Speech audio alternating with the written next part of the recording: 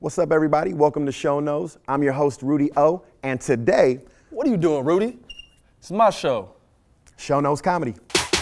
Go!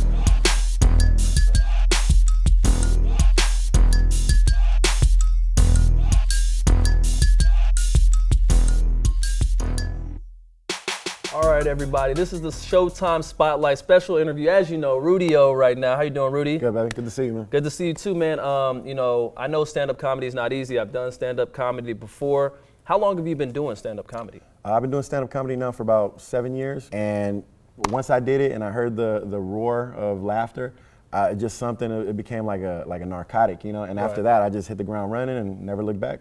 With that being said, what's one of your favorite jokes that you've told over your 7 years? Now, everybody's got a black joke, Mexican joke, white joke, Filipino joke. Right. But I got a white joke that I tell. Like in about 20 or 30 years, they say in America, white people are going to be the minority in America, right? And you know, I feel bad because of that, you know what I'm saying? Because as a Mexican dude, I don't want to live in a world with no white people, you know? And then that kind of usually gets a little laugh, right? And then I ask the crowd, I'm like, wouldn't that be crazy, a world with no white people? People be like, yeah, yeah. And then I go, man, seriously, I mean, who am I going to imitate when I'm at a job interview? You know what I'm saying? So usually that goes over pretty well, you know, and everybody kind of gets a kick out of that and stuff like that. It kind of, you know, one joke can kind of speak to many different dynamics in society. You know, with your style, is there anybody that you looked up to, any comedians that you like? We're not talking about George Carlin, talking about Louis C.K., talking about Dave Chappelle.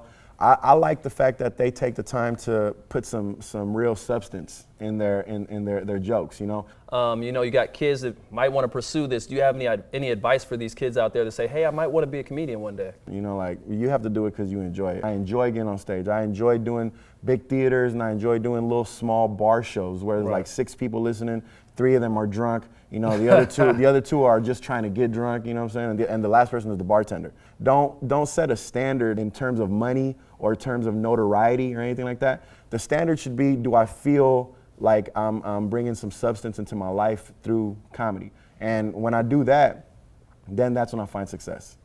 All right, Rudy, man, I've enjoyed the time with you. You've been Likewise, nothing but a man. pleasure. Likewise. Is there anybody you want to shout out right now? I want to shout out Tommy T's in Pleasanton for helping me get my start there, you know, with the open mics and everything. I want to shout out the Englander in San Leandro, my hometown. We just had a big show there last night, big fundraiser, raising money for the community. That was awesome.